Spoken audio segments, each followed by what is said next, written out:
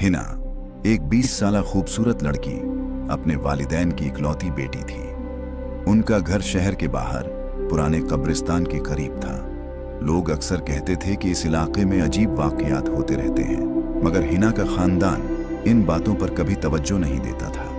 हिना की मंगनी उसके चचा जाद भाई अदनान से हुई थी, जो उसी मोहल्ले में रहता था। दोनों की शादी की तारीख मुकर्रर हो चुकी थी और सारे घर में खुशी का माहौल था।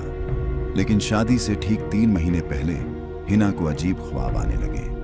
पहले तो उसने किसी को नहीं बताया। ख्वाब में वह एक पुरानी हवेली में होती थी, जहां चारों तरफ अंधेरा होता था। इस अंधेरे में किसी के कदमों की आहट सुनाई देती और फिर एक साया उसके सामने खड़ा हो जाता। तू मेरी है हिना, सिर्फ मेरी, वह साया कहता, और हिना खौफ से चीख कर उठ जाती।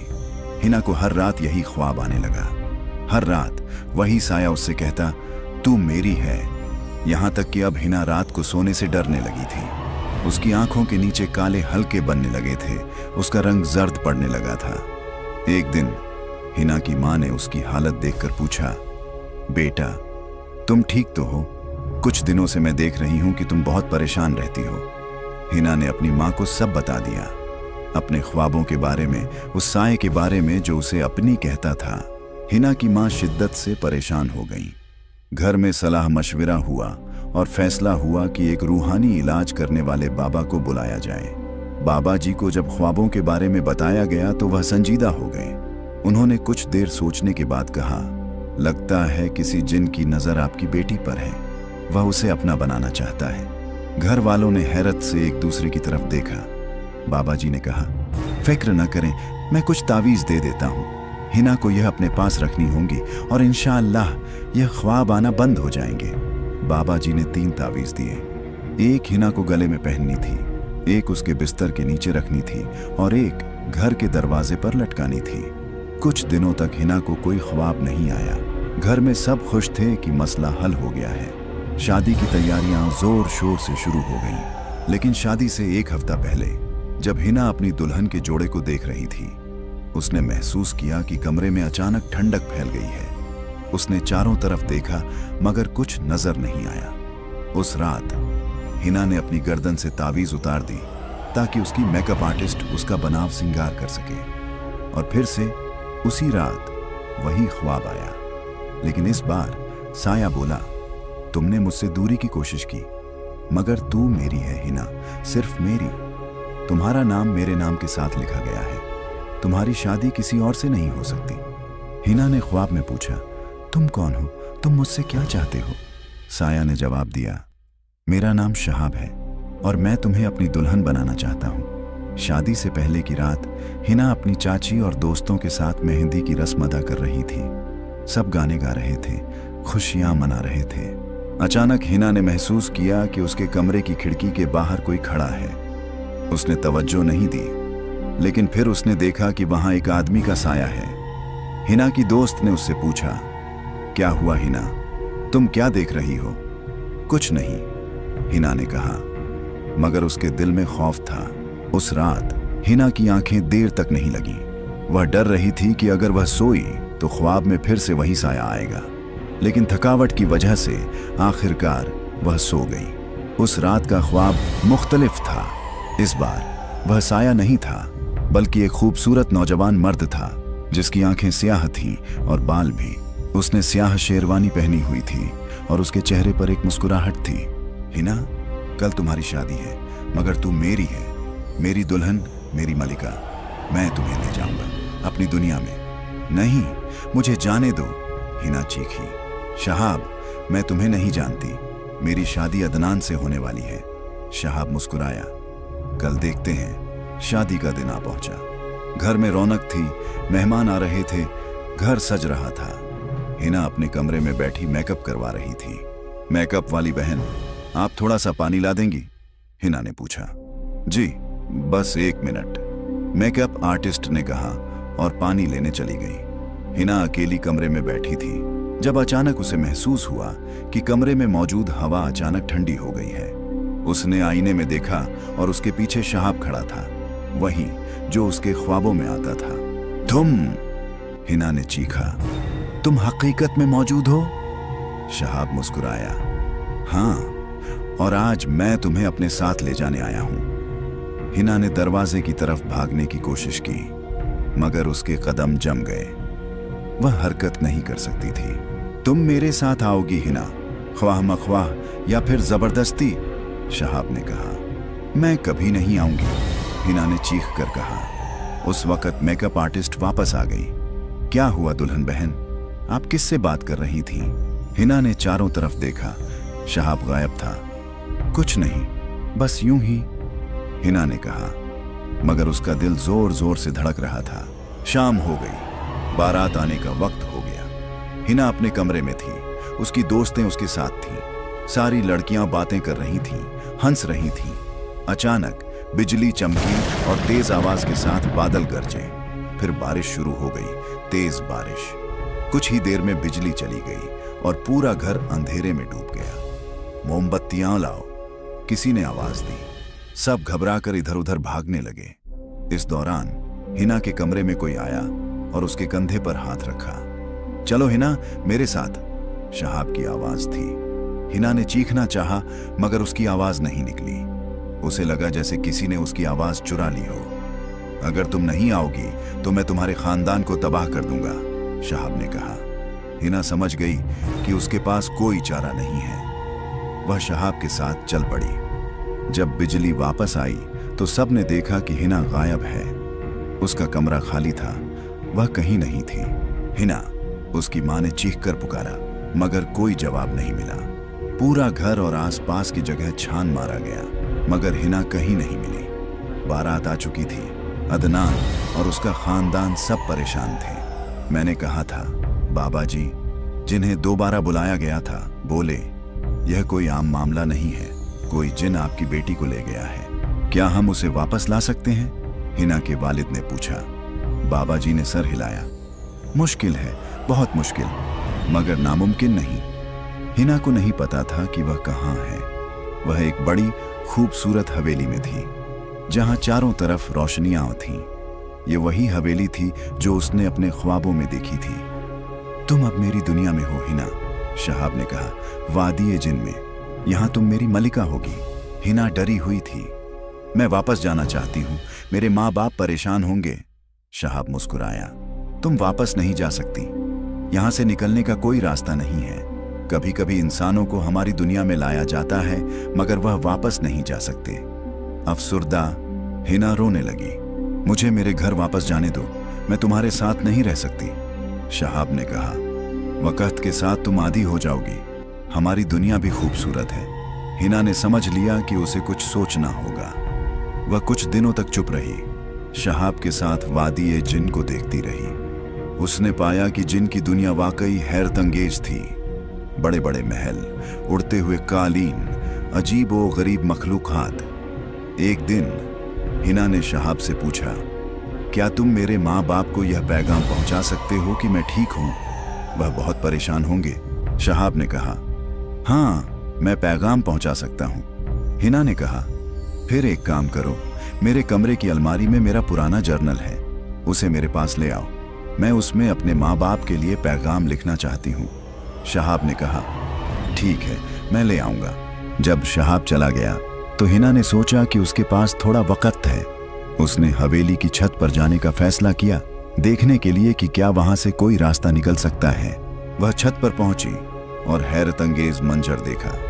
चारों तरफ बादल थे, जैसे वह आसमान में किसी जजीरे पर खड़ी हो। अचानक उसने छत के एक कोने में एक बूढ़ी औरत को देखा, जो एक किताब पढ़ रही थी। तुम कौन हो? हिना ने पूछा। बूढ़ी औरत ने मुस्कुराकर कहा, मेरा नाम सलमा है। मैं भी इंसान थी। 50 साल पहले मुझे भी यहां लाया गया था। हिना हैरान रह गई। 50 साल? तुम यहां 50 साल से हो?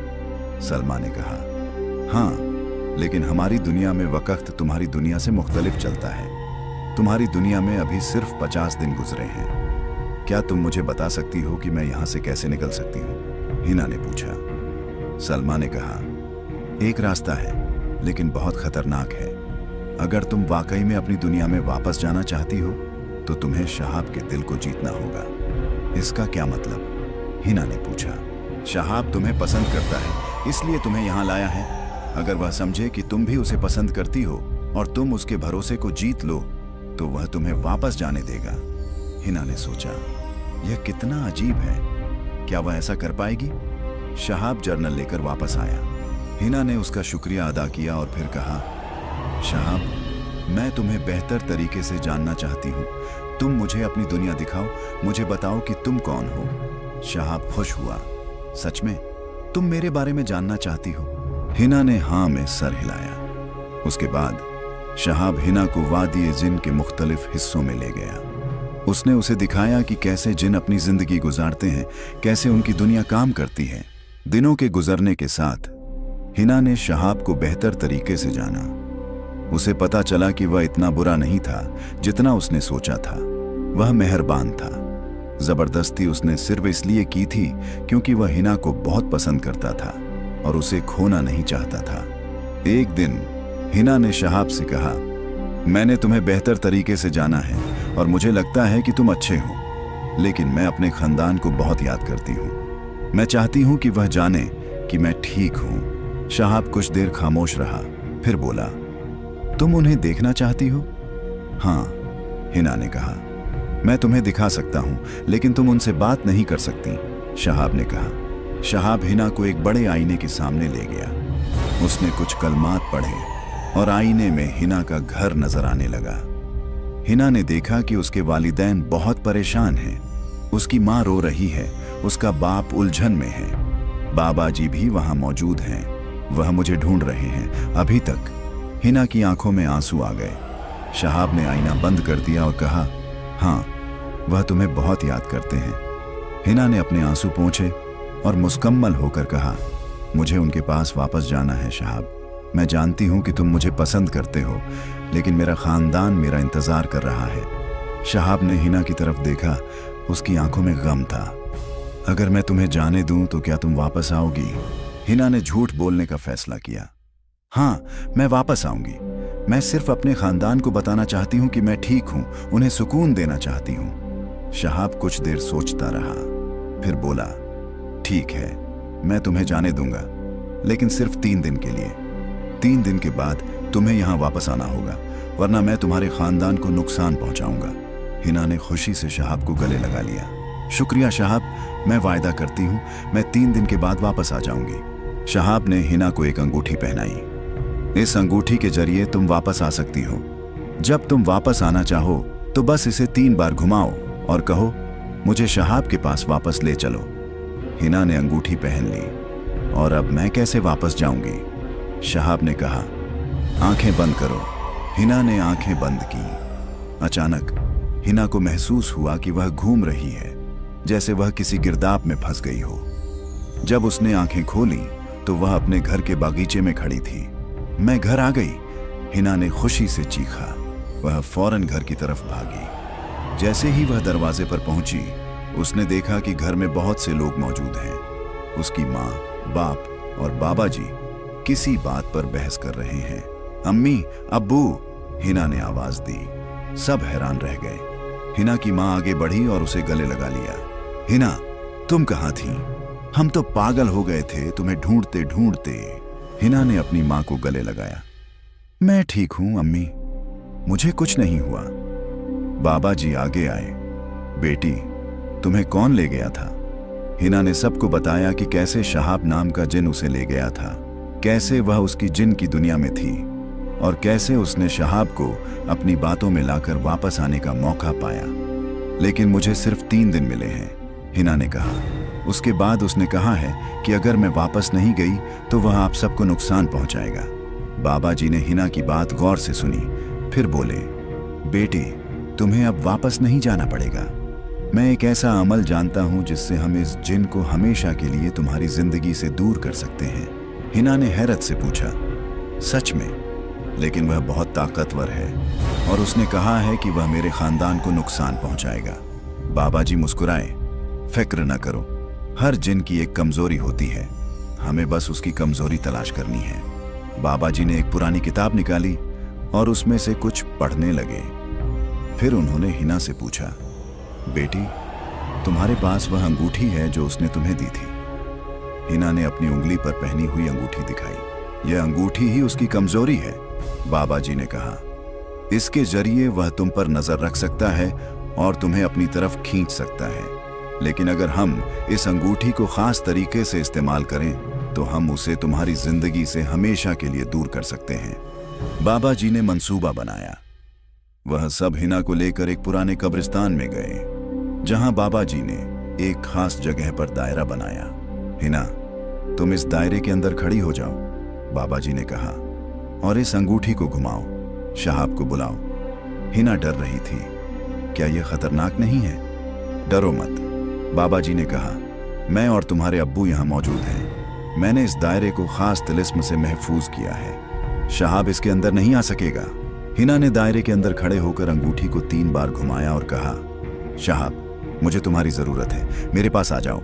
अचानक आसमान में बादल गरजे और हवा तेज हो गई।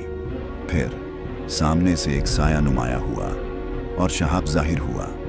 हिना, शहाब ने खुशी से कहा, तुम मुझे बुला रही थी? क्या तुम वापस आना चाहती हो? हिना ने हिम्मत करते हुए कहा, नहीं शहाब, मैं नहीं आ रही हूं। मैं हमेशा अपने घर में रहूंगी, अपने खानदान के साथ। शहाब का चेहरा गुस्से से लाल हो गया। तुमने मुझे धोखा दिया। तुमने वायदा किया था कि तुम वापस आओगी। हाँ, मैंने धोखा दिया, हिना ने कहा। जैसे तुमने मुझे धोखा दिया था, मुझे ख्वाबों में डराकर, मेरी शादी के दिन मुझे उठाकर ले जाकर। शहाब आगे बढ़ा, लेकिन जैसे ही वह दायरे के करीब पहुंचा, वह रुक गया, जैसे कोई नजर न आने वाली दीवार उसे रोक रही हो। यह क्या? शहाब चीखा, मुझे अंदर क्यों नहीं आने दिया जा रहा है? बाबा जी आगे आए। क्योंकि यह दायरा तुम्हारे जैसे जिन्नात के खिलाफ महफूज है, तुम इसके अंदर नहीं आ सकते। शहाब गुस्से से लाल पीला हो गया। मैं तुम सबको तबाह कर दूंगा। मैं तुम्हारे घर को आग लगा दूंगा, तुम्हारे खानदान को तबाह कर दूंगा। नहीं, तुम ऐसा नहीं करोगे, बाबा जी ने कहा, क्योंकि अब हम तुम्हें यहां से भेज रहे हैं, हमेशा के लिए। शहाब हंसा। तुम मुझे कहीं नहीं भेज सकते। मैं वापस आऊंगा और मैं हिना को ले जाऊंगा। बाबा जी ने हिना से कहा, बेटी, अब अंगूठी को जमीन पर रखो और उसे तोड़ दो। हिना ने अंगूठी को जमीन पर रखा और अपने जूते से उसे कुचल दिया। जैसे ही अंगूठी टूटी, शहाब चीखा, नहीं, ये नहीं हो सकता। बाबा जी ने एक तावीज पढ़ना शुरू किया और हिना के वालिद ने एक पुरानी किताब से कुछ आयात पढ़ी। आसमान में बिजली चमकी और शहाब के चारों तरफ एक रोशनी फैल गई। नहीं, मुझे छोड़ दो, शहाब चीखा, मगर उसकी आवाज दूर होती जा रही थी। फिर अचानक एक बड़ी रोशनी चमकी और शहाब गायब हो गया। खामोशी छा गई, सिर्फ हवा की आवाज सुनाई दे रही थी। बाबा जी ने कहा, हो गया, वह चला गया और अब कभी वापस नहीं आ सकता। 2 हफ्ते बाद हिना की शादी दोबारा तय हुई। इस बार सब कुछ ठीक रहा। बारात आई, शादी की रस्में अदा की गईं और हिना खुशी से अपने शौहर के साथ नई जिंदगी शुरू करने के लिए तैयार थी। लेकिन कभी कभी रात को जब वह आसमान की तरफ देखती, उसे अपने ख्वाबों की वह हवेली याद आती और वह सोचती कि शहाब कहाँ होगा। क्या वह अभी भी उसे याद करता होगा? कुछ लोग कहते हैं कि जिन्नात की दुनिया बहुत करीब है, बस पर्दे के उस पार। कभी कभी अगर आप एक खास तरीके से देखें तो आप उस पर्दे के पीछे झांक सकते हैं। लेकिन याद रखें, जो देखता है वह भी देखा जाता है। और कौन जाने, शायद आपके ख्वाबों में भी कोई आए और कहें, तुम मेरे हो, सिर्फ मेरे। अगर आपको ये वीडियो पसंद आए तो हमारी इस वीडियो को लाइक जरूर करें और चैनल को सब्सक्राइब करें, साथ ही साथ बेल आइकन को भी दबाएं।